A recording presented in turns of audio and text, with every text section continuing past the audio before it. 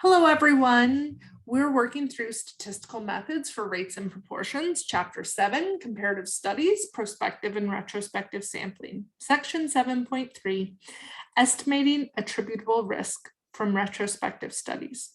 Just as a reminder, retrospective studies are defined where you look at the outcome and then go back in time to ask about the exposures. They can also be called case control studies, where in our case that we're going to be going over, table 7.2, we're going to be defining our samples by the birth weight of the babies, being low birth weight babies at most 5.51 pounds, or non-low birth weight babies being more than 5.51 pounds. And then looking back in time to ask what was the maternal age of those mothers when they had those children. Were they less than or equal to 20 years old, or were they older than 20? Now, in general, we're talking about attributable risk in this section. And attributable risk is really only estimated from a cross-sectional study. However, there are certain cases that we can look at attributable risk in retrospective studies, and that is when the prevalence or the rate of occurrence of the outcome characteristic in the population is low, because then the odds ratio actually approximates the relative risk. So under these assumptions, we're getting an approximation of the attributable risk. So we're going to set up our data set and we're going to look at our table. And we can see that we have the birth weight, we have maternal age. We can get the total number of low birth weight babies and the total number of non-low birth weight babies. We chose 100 in each group. Now we can get the probability, all the conditional probabilities that we want to think about, the probability of A given B, A given not B, not A given B, and not A given not B. And using this, we can get the estimate of the population attributable risk, R tilde A.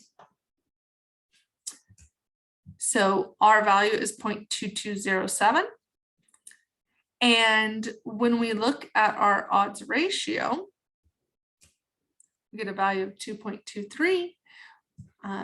We can compare equation 7.32 to what we get from equation 7.23.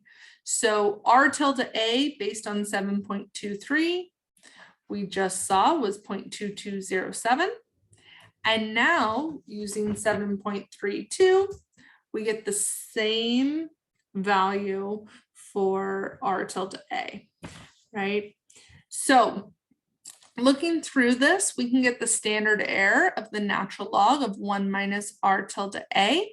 This is given in equation 7.26.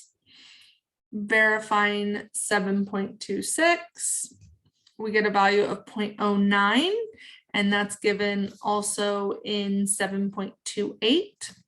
We can calculate the natural log of 1 minus R tilde A. Remember that in R, the log is actually the natural log as the default. So it does not default to log base 10, it defaults to the natural log. And verifying 7.27 in our textbook, we get a value of negative 0.25.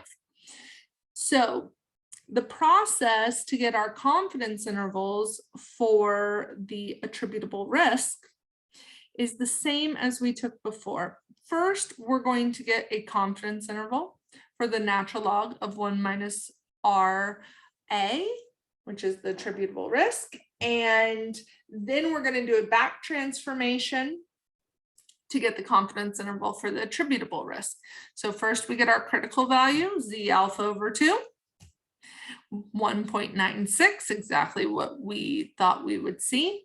We get our 95% confidence interval for the natural log of 1 minus the attributable risk. So this gives us our confidence interval. And then we do our back transformation, right? And this will just give us our confidence interval for our attributable risk.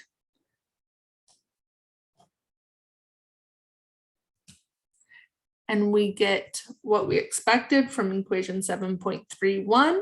We get a value between 0.05 and 0.36. So make sure that you remind yourself of the definitions that were given of attributable risk in section 6.8, right? So we are talking about the amount that are of risk that we could take out.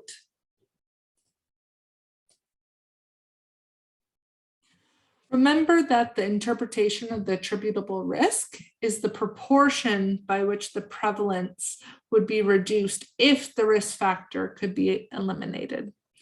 And also think about all the caveats that are talked about in 6.8. So if you need to, go back and read 6.8.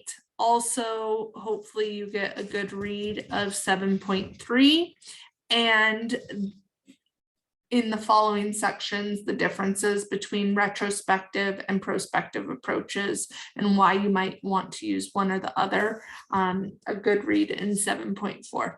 I hope you learned something today, and I'll see you next time.